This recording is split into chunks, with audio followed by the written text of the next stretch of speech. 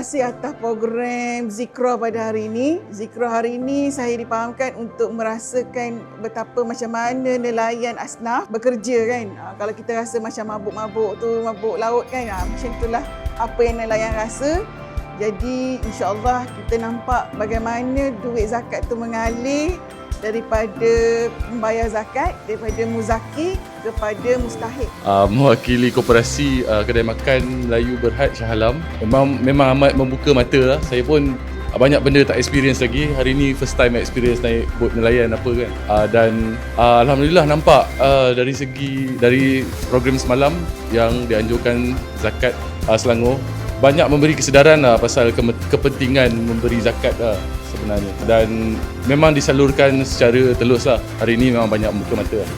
First time lah saya tengok penerima zakat.